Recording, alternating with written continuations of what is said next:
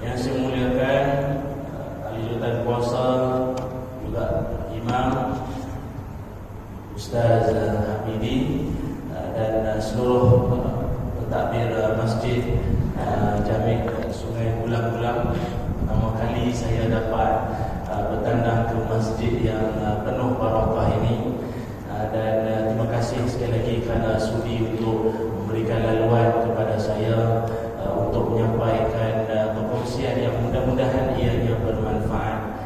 Tuan Haji, tuan-tuan guru, asatizah, ustaz-ustazah maupun ibu ayah yang didoakan kebaikan dunia dan akhirat semuanya. Alhamdulillah, pada kesempatan pagi yang berbahagia ini, insya-Allah saya akan berkongsi tentang satu tajuk yang ianya sangat penting untuk kita jadikan ia sebagai renungan kita bersama, iaitu tajuknya berkaitan tentang dengan Allah pun nak berkira. Itu tajuknya. Dengan Allah pun nak berkira. Itu tajuk. Dia berakhir dengan tanda tanya. Muslimin muslimat yang dirahmati Allah sekalian, Allah menjadikan kita di atas dunia ini, walau di mana saja kita duduk sekalipun, Allah menjadikan kita ini dengan kasih sayang Allah. Sebab itu ulama menyebutkan sifat kasih sayang Allah Subhanahu wa taala ini bolehlah kita nampak pada tiga yang utama. Pertama sekali, kasih sayang Allah itu dalam bentuk Allah boleh mengampun dan boleh sayang. Innallaha ghafurun rahim. Allah Ta'ala itu Maha Pengampun, lagi Maha Mengasihani, maupun lagi Maha Penyayang. Artinya Allah Ta'ala boleh ampun satu orang ataupun siapapun, dan Allah boleh sayang orang tu balik yang dulunya dia pernah buat keingkaran. Kalau kita manusia, dulu orang tu buat kita sakit hati, lepas tu nak suruh sayang dia pula, oh mimpi. Mimpi kalau suruh aku sayang kau, aku boleh maaf, aku besar rahmat, aku sayang kau pula. Tak ada Ustaz, dia telah menduakan saya, kau pergi kahwin menikah di siang pula. Nak suruh saya sayang balik laki saya, mimpi. Mati itu balik pun takkan punya. Itu manusia. Tapi kalau Allah Subhanahu wa taala, walaupun hamba itu pernah mengingkarinya, walaupun hamba itu pernah buat macam-macam perangai tak senonoh, tapi kalau dia taubat, Allah mampu sayang dia balik. Itu Allah Ta'ala. Yang kita pun takkan mampu tergambar macam mana Allah Ta'ala boleh bersifat begitu. Hanya Allah saja yang mampu untuk menyayangi hamba-hambanya yang bersifat, kalau dahulunya keterlanjuran dalam hidup. Itu yang pertama, kata ulama. Yang keduanya, penyayang kasihnya Allah Subhanahu wa taala itu yang kedua. Kalau yang pertama tadi mampu menyayangi makhluk yang pernah ingkar padanya. Yang kedua, yang kasih sayang Allah dalam bentuk Allah Subhanahu wa taala memberikan kepada kita rezeki. Rezeki yang Allah berikan kepada kita ini, ada ketikanya sebelum kita minta lagi Allah sudah bagi. Kalau kita minta Allah bagi, itu biasalah yang kita minta, kan? Ud'ullah, kan? Ataupun ud'uni astajib lakum, berdoalah kepadaku Allah akan kuperkenankan. Itu kita minta dan Allah pun jamin aku akan perkenankan. Tapi sekarang ceritanya tak minta pun dapat, ataupun sebelum minta tak dapat. Ada tak benda yang kita belum minta tapi dapat? Banyak dalam hidup ni. Salah satunya nafas, oksigen. Ada tak yang minta? Tapi dapat tak? Jangan kata tak dapat. Tak ada pula tu imam kita, Allahumma rzuqnal oksigen wa akhrujnal karbon dioksida. Tak ada. Semacam doa tu imam kita bagi tu. Tak minta. Walau tak minta, dapat tak? Allah nak ajar kita bahawa dalam hidup bukan semua benda kau perlu minta. Aku tahu keperluan, keinginan kau. Itu satu contoh, nafas, oksigen. Berapa banyak lagi yang kadang-kadang kita pun kadang lupa nak minta supaya beroleh anak yang soleh. Allah bagi. Dengar cakap baik lagi, penyayang semua, Allah bagi. Ramai di kalangan kita tak minta pun, orang belanja tiba-tiba sampai dekat cashier, Budak cashier ke budak kaunter bayar tu kata, pakcik ada orang bayar dah. Alhamdulillah. Alhamdulillah. Pernah jadi tak? Kau tak pernah kan kalau kesian? Kami tak kisahlah siapa-siapa pun ya. Kalau ustaz-ustaz penceramah ni biasa dah. Sampai dekat kaunter cashier tu, ustaz ada orang bayar kan dah? Siapa? Tak tahu dia kembali ke? Oh ya ke? Tapi banyak yang belajar tu ketika saya minum air suam lah. Geram. Kalau aku fresh orange tak ada pula nak belajar hari tu. Yang pelik tu agak menggigit kat ulang-ulang ni ada nanti mana tahu. Jadi maknanya yang keduanya Allah Ta'ala dia bagi rezeki sebelum kita minta. Kalau kita minta dia bagi, itu memanglah tercatat dalam Quran. Tapi kalau Allah bagi sebelum kita minta, ini keluasan kasih sayang Allah. Dua. Yang ketiganya kasih sayang Allah Subhanahu wa Ta'ala kata ulama, iaitu Allah mempermudahkan urusan ibadah kita dalam hidup. Allah mempermudahkan urusan ibadat kita dalam hidup, tuan-tuan. Macam mana yang dikatakan Allah mempermudahkan urusan hidup kita terutama dalam ibadah?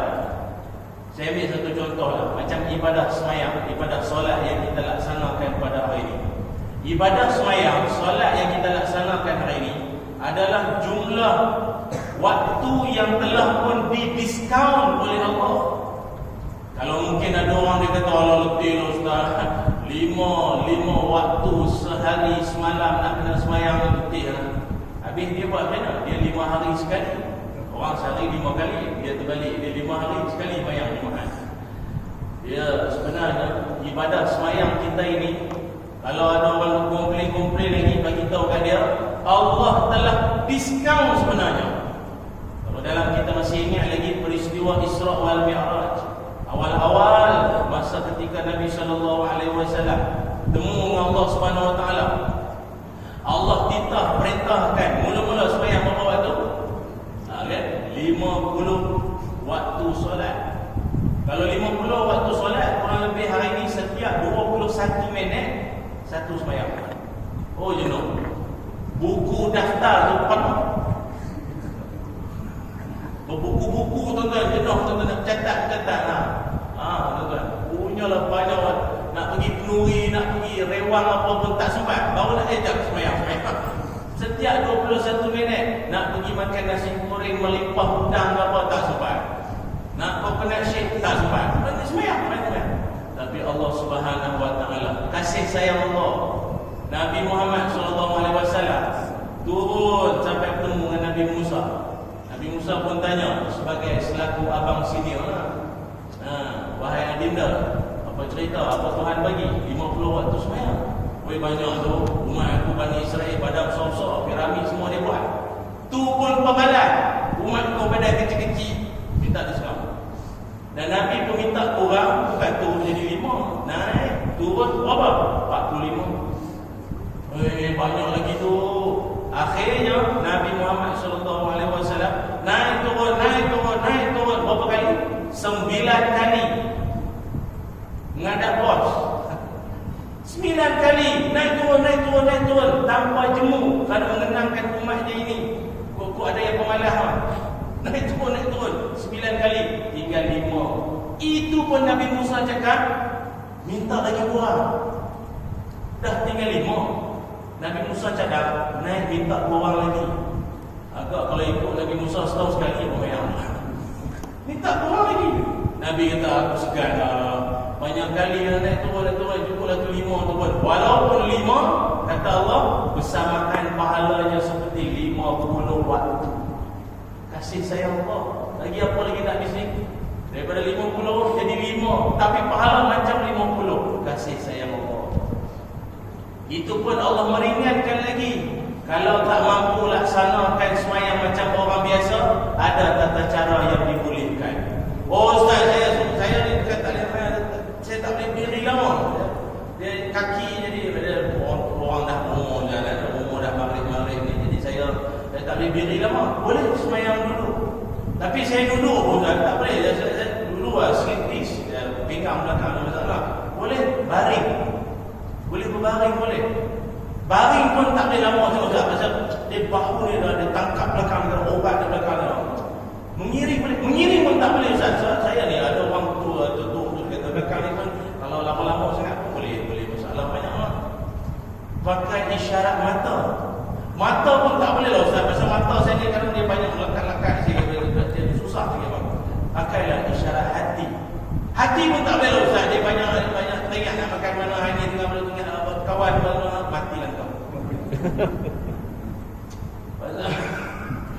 Apa masalah ni?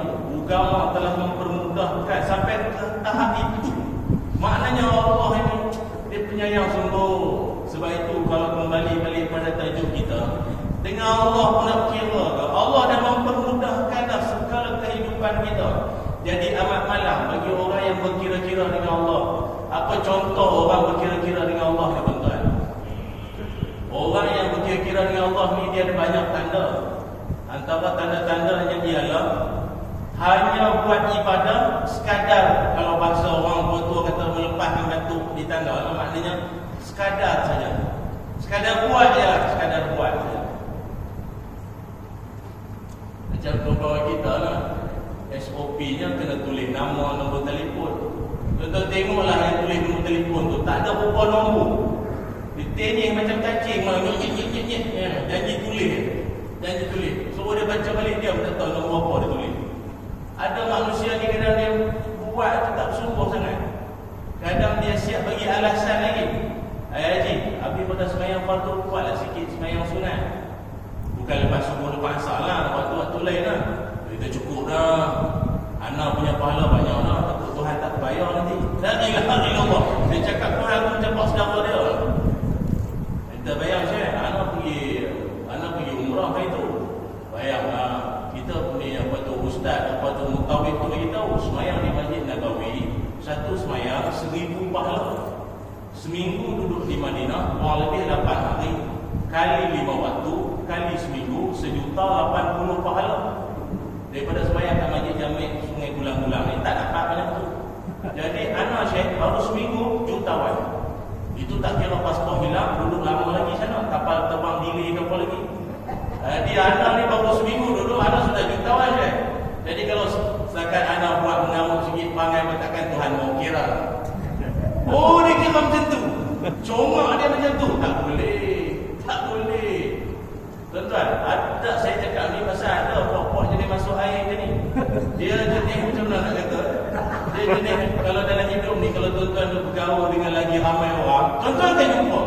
Agaknya kalau geng-geng masjid, geng-geng dahi tinted ni semua ni okey. Atau dahi tinted buat sujud ni semua ni okey. Alhamdulillah. Tuan-tuan sekali-sekala pergilah berpenyembang dengan pokok atau pokok nak ni sikit.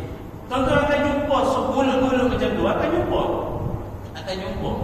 Soalan-soalan pelik-pelik ni apa ada? Ada soalan. Kadang kita sabar je lah. Ustaz, kita ni melontar ni. Di Mina tu lah melontar jamrah tu. Kata Ustaz, kita ni melontar ke siapa? Jadi Ustaz Tabung Haji ni pun jawab lah. Kita ni melontar ni isyarat syaitan. Balik maknanya marah ke syaitan lah. Maknanya kita ni benci syaitan tu, buang dia daripada hidup. Jangan ikut jalan-jalan syaitan. Oh, syaitan kat tengah tu. Kalau syaitan kat tengah tu, patutnya janganlah batu meracun bola betul. Balik batu yang nak buat rumah tu, biar pecah kepala syaitan. Taklah ni apa masalah kau? Syariatnya itu batu lah. Meracun bola, payung, kasut buat apa? Kalau bahasa nak gaduhnya, lari siapa Tuhan ni? Dia ada jenis mempertikai ni ada. Itu yang akhirnya di Selangor ni pun ada ajaran-ajaran sesat hasil daripada pemikiran songsang ni.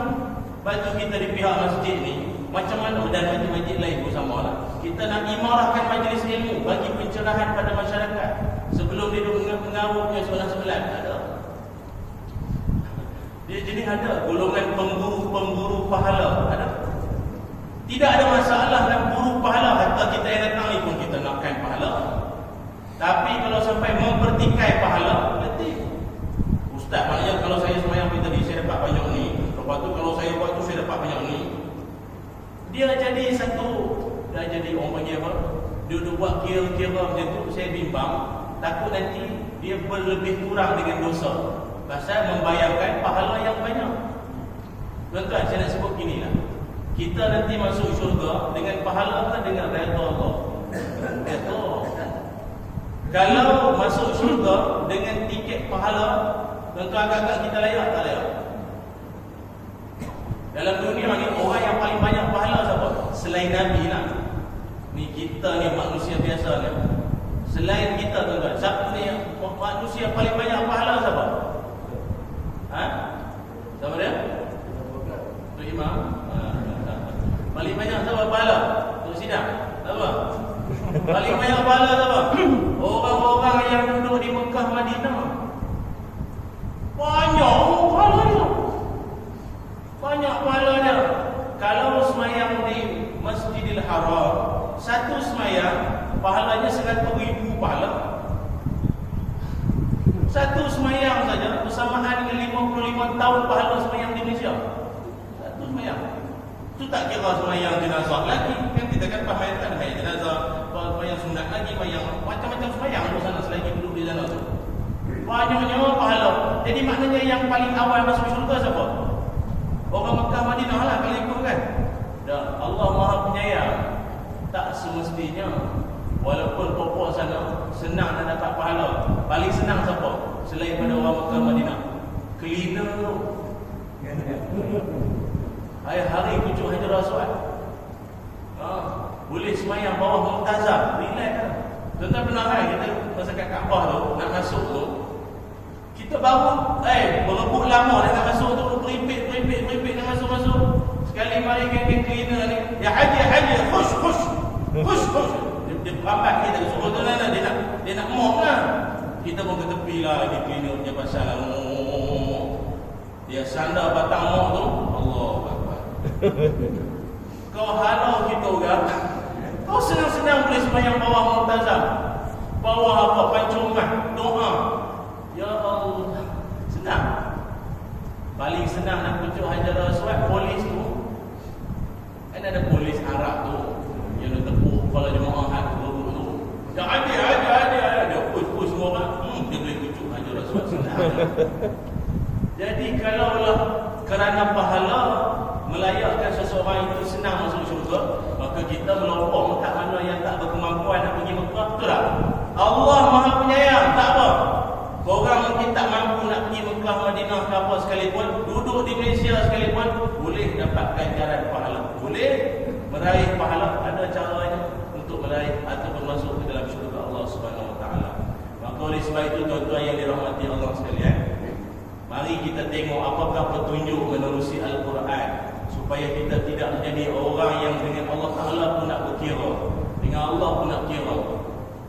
Jadi kalau salah satu daripada syaitan punya perangai, dia membisikkan kita dua perkara, kita kena ingat. Pertama sekali, kalau dalam Talbis Iblis, Ibnu Jauzi pun ada menyebutkan benda ni. Pertama sekali, syaitan dia akan membisikkan kita supaya kita melampau-lampau dalam ibadah. Ada? Ini syaitan. Dia tengok Pak Haji ni semangat sembahyang, dia bisik supaya melampau-lampau sikit dalam sembahyang. Dia melampau-lampau tu dalam arti kata dia nak lebih-lebih daripada orang. Dia memang tuan-tuan, dalam dunia memang ada. Zaman Nabi pun ada. Zaman Nabi pun ada. Ada pokok jumpa isteri Nabi, dia tanya kepada isteri-isteri Nabi, Nabi ni duduk di rumah buat apa? Macam kita lah, PKP kan, melopong di rumah apa, dia buat macam tu, ngadak TI 8 kali sehari.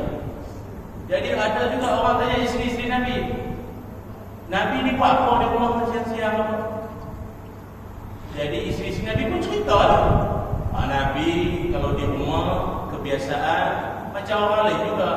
Ada hari puasa, ada hari tak puasa, macam tu lah. Ada hari puasa, ada hari tak puasa, macam tu lah. Orang yang tanya tu terkejut, Nabi ada hari puasa, ada hari tak puasa. Ni, anak tak ada hari tanpa tak puasa. Hari-hari puasa tau. Mari pula orang lain, maaf nak tanya sikit, Nabi malam-malam buat apa? Macam kita lah, kita mesti nak tahu Nabi punya rutin, apa punya Nabi punya aktiviti harian. Isteri Nabi beritahu, malam Nabi tidur, kemudian bangun solat, kemudian solat subuh. Ada tidur kan? Nabi pun tidur. Anak tak ada tidur, semayang. Tuan-tuan jangan fikir zaman sekarang dia ada orang macam tu. Di zaman Nabi kita ada. Dia underestimate Nabi.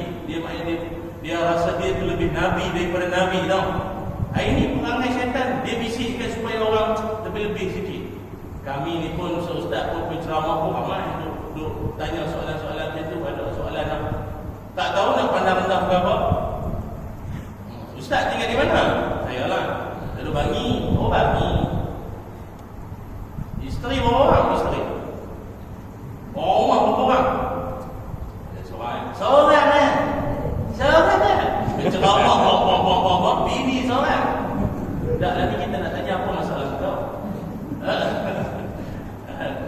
Ikut kemampuan kan. Kita ni grup-grup pertabi. Pertabi atau grup TV ya. Bukan batuk TV, kita grup ini apa semua. Jadi maknanya kita mampu mana mampu itu je lah. Tak seorang tu pun dah ni dah. Jadi maknanya ada orang dia suka nak lebih-lebih, nak melampau lah. Dan ada ketikanya syaitan dia membisikkan supaya berlebih kurang dalam ibadah. Haji tak payah sujud lama sangat, jadilah tu. Doa tak payah panjang sangat, cakap ke dengan Allah Ta'ala tu, ya Allah macam semalam punya doa cukup. Dia bisik supaya kita ni berlebih kurang dalam ibadah.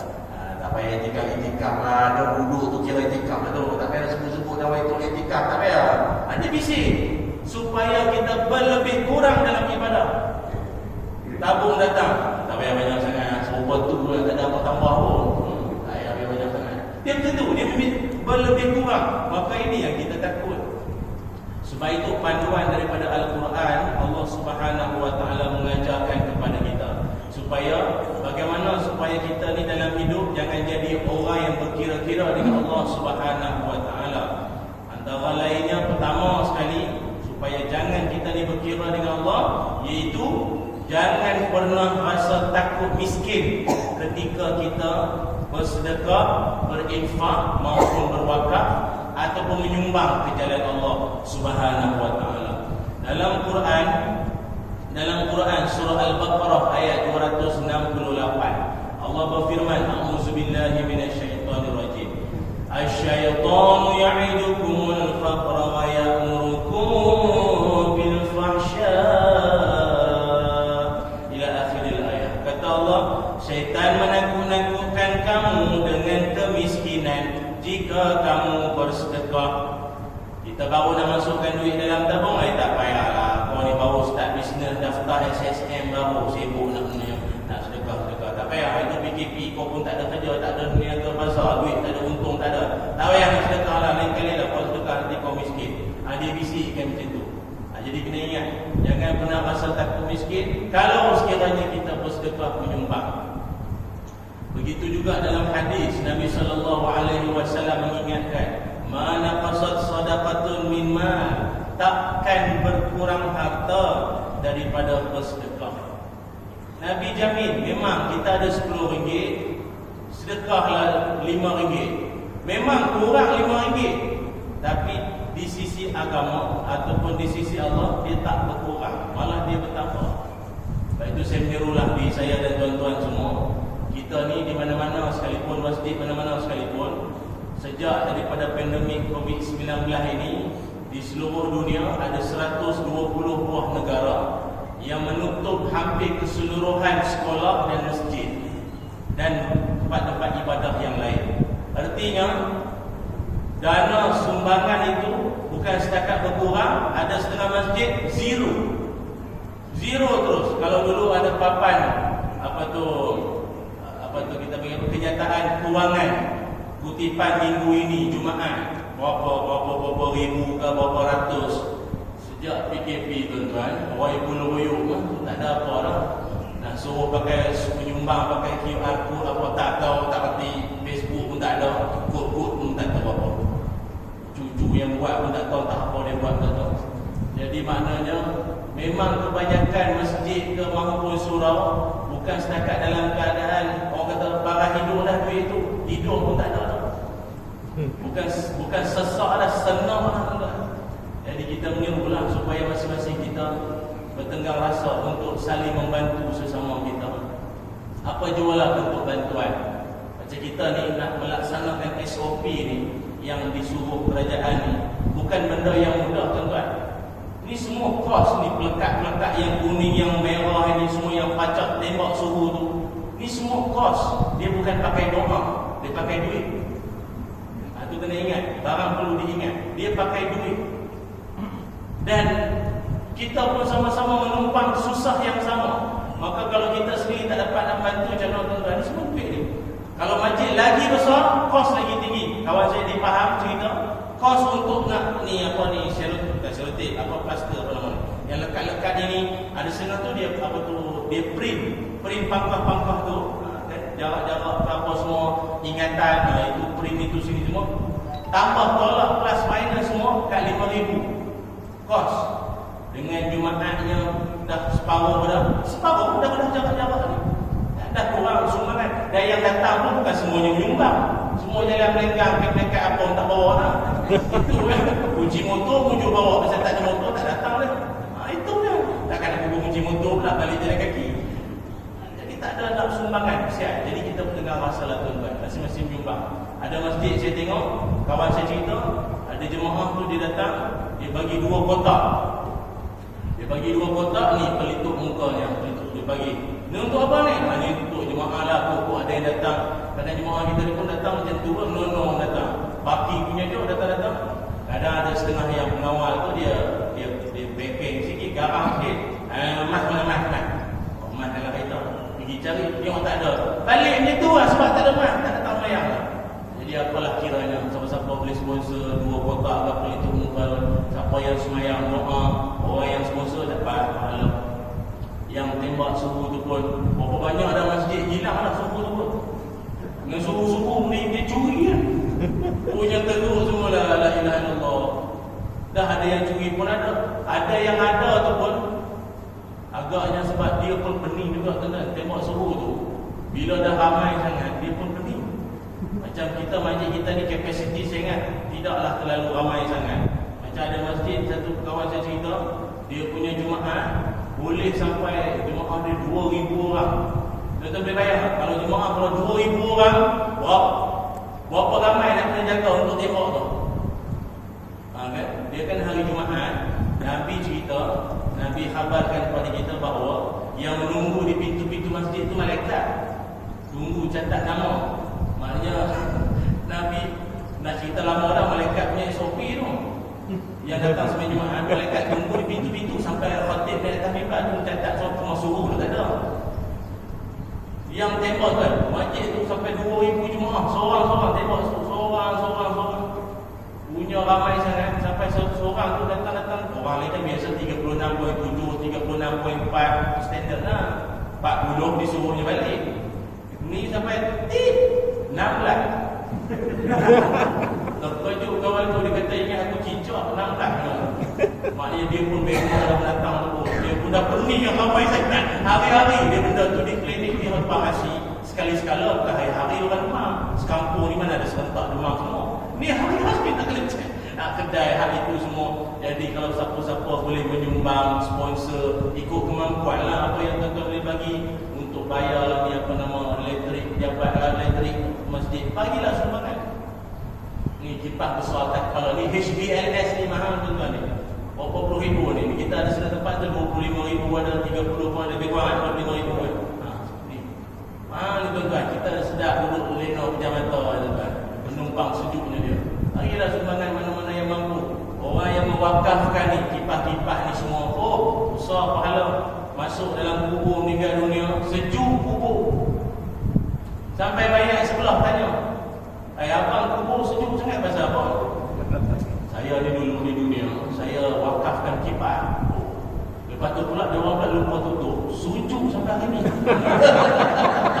Contohlah tuan-tuan pada tu. Jadi maknanya pertama sekali agama mengajarkan kau jangan duk kedekut sangat. Jangan kita kata apa? Jangan bimbang harta kita itu berkurang kalau sekiranya menyumbang ke jalan Allah. Kalau ke jalan lain saya tak tahulah. Tapi kalau ke jalan Allah, itu jaminan Nabi takkan berkurang maupun takkan jatuh miskin. Yang keduanya, Al-Quran mengajarkan kepada kita, jangan jadi orang yang kedekut. Kedekut sama ada dengan Allah maupun sesama manusia. Salah satu tanda-tanda dunia nak kiamat tuan-tuan, selain orang duk cerita Dajjal, dia duk maju ke Nabi Isa nak turun ke apa semua lah. Rupanya tanda-tanda nak kiamat, kata Nabi sallallahu alaihi wasallam, min asyratis sa'ah ayazharu syuh. apabila dunia nak menuju kiamat, kata Nabi, berleluasanya sifat kedekut. Sifat kedekut ni makin meluas, makin ramai orang kedekut ni. Kalau hak tak berduit tu cerita lain, dah dia pun tak berapa nak ada, memanglah dia rasa sayang duit. Ni yang banyak duit pun sayang duit juga. Tapi Ramli buat cerita Haji Bakir bin lebay kedekut lagi. Adalah Haji Bakir bin lebat kedekut. Kalau bin lagi entah takkan jering tak hidup masih ke apa lagi, kewatak lagi. Janganlah kedekut. Dan Allah menyifatkan siapa-siapa di kalangan kita boleh untuk tidak kedekut. Allah sifatkan dia sebagai orang berjaya. Dalam Quran Allah sebut dalam surah At-Taghabun ayat 16. Kata Allah, "Wa may yuqashuha nafsi fa ulaika humul muflihun." Kata Allah, sesiapa yang pelihara dirinya daripada kedekut, maka dialah orang yang berjaya. Sadaqallahul azim. Maka janganlah kedekut. Ulama menyebutkan tahap-tahap orang kedekut. Kata Ibnu Qudamah, antara bentuk-bentuk tahap orang kedekut ini ada banyak, tuan-tuan. Antara lainnya, ada manusia dia kedekut dengan siapa? Selain Allah. Dia juga kedekut dengan diri sendiri. Ada. Diri sendiri pun kedekut. Ada. Datang semayang pakai baju macam Allah, kesiannya. Kesian tengok lusuh baju tu. Dah nak kalau kata dia ni orang susah macam mana? Orang banyak duit, pencen guru besar. Tak ada guru besar sini. Tak ada lah sini guru besar juga bagus sini ha. Pencen guru besar, pencen jusa. Tahu jusa? Jutawan sektor awam. Faham tak? Ha. Pangkat besar-besar 48, 44. Datang semayang pagoda kan? Pagoda siap ada sini. Lepas tu bubuh telefon macam tu. Cucu telefon menyala-menyala lah bubuh telefon tu. Jangan tromel jadi. Datang dia dengan kopi apa pakai ujung je ni. Hutang tak habis. Datang menghadap Tuhan. Minta macam-macam. Malu lah Allah Ta'ala. Aku bagi kau rezekinya payah. Datang menghadap aku macam ni. Macam ni je kau menghadap aku. Allah sembuhlah sikit. Bagi wangi-wangi sikit apa yang patut. Syiltok ke apa. Syiltok ke. Itu meninggal tu. Malaikat syukur ke apa patut wangi-wangi menghadap Tuhan. Kedekut dengan diri sendiri. Saya tuan-tuan, pernah kadang kita tengok orang ni duit banyak. Dia dulu kalau kerja tu pencen tu 4-5 ribu ada. Tuan-tuan bayar. Kalau pencen 4-5 ribu, dia punya gaji dulu berapa? Tapi dia punya kereta dia, ya Allah, macam baru lepas balik perang. Kereta dia tu kedekut terhadap diri sendiri. Maknanya dia sendiri pun tak merasa duit dia. Duk sayang duit. Kau tahu tak, kau mati nanti anak cucu makan telan duit kau tu, sayang sangat. Hidup nikmatlah duit yang ada tu. Sedekah, pakai elok-elok kemas semayang menghadap Tuhan. Seronok menikmati hidup. Ni meninggal pun muka teruk dah. Aduh, tak terasa duit. Duit banyak, kereta macam lepas kena bom. Dengan nombor pelik tergantung. Lampu depan pecah. Dah lah pecah. Dia tampal pakai selotip kan. Tutup balik. Saya kata teruk sungguh lah, ya Allah, orang macam ni. Dah lah pula sampai kat terpilat merah. Boleh trafik lari habis semua. Pasal apa boleh trafik lari habis?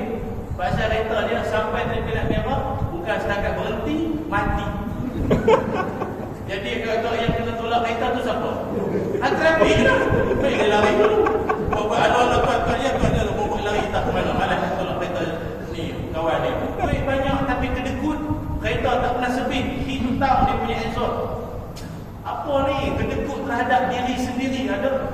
Kau dengan Tuhan adalah kedekut. Dengan diri sendiri pun kedekut. Janganlah macam tu.